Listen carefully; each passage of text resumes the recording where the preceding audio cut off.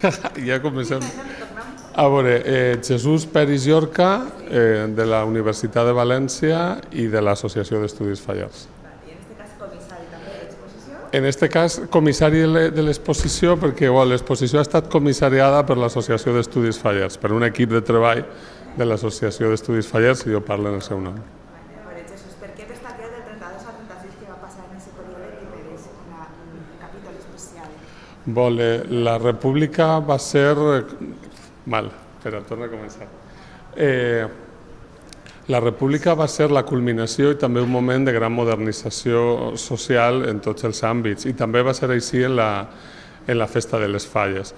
Va ser un moment d'esplendor en la seva institucionalització, en la seva ampliació a tots els barris de la ciutat, en la incorporació de la dona, en la incorporació també de la modernitat estètica, en els cartells i també en els monuments, i tota aquesta... I aquest moment tan brillant va trencar-se, com tantes coses en la nostra societat, arran de la victòria franquista en la Guerra Civil. Quins són els canvis? Parlem de la introducció de la modernitat en quant a estètica. No? Hi ha un salt qualitatiu en quant a estètica? Sí, a veure, són coses que venien produint-se des d'abans. De fet, en certa mesura, la república mateixa és una conseqüència de la modernització de la societat. El que passa és que són moments especialment brillants. Jo crec que el que podem dir és que les Falles en aquest moment eren absolutament contemporànies a la seva societat, en tots els àmbits socials i estètics també. Tenien aquest component de crítica social també amb la situació política social del moment? Totalment, absolutament. A més, eren plurals, és a dir, anem a trobar falles, monuments i crítiques de totes les orientacions ideològiques. De quants monuments fallers estem parlant en aquest moment, de quants artistes fallers, quin moviment arrossegava? Ahí estan les dades en concret.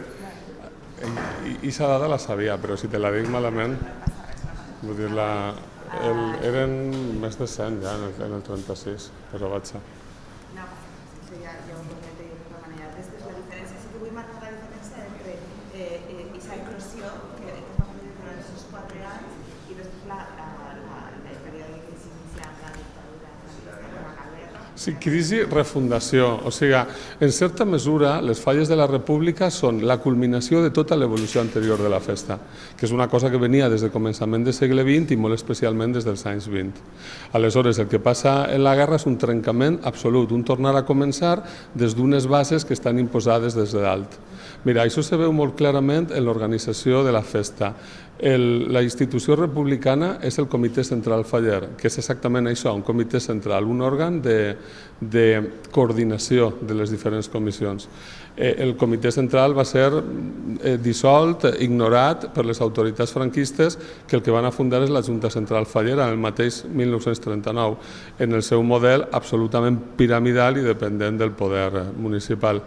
Ahí tens la clau. Les Falles fins al 36 eren una festa popular de totes les classes socials, ja és de veres, però popular, organitzada de baix cap a dalt. L'Ajuntament, a més, en aquest moment comença a organitzar la Setmana Fallera, comença a organitzar actes, però la festa està organitzada i gestionada pel mateix poble que la fa i la celebra. Això és el que s'acaba totalment en el 39 i aleshores se posen les Falles al servei d'un model de societat absolutament d'inspiració feixista.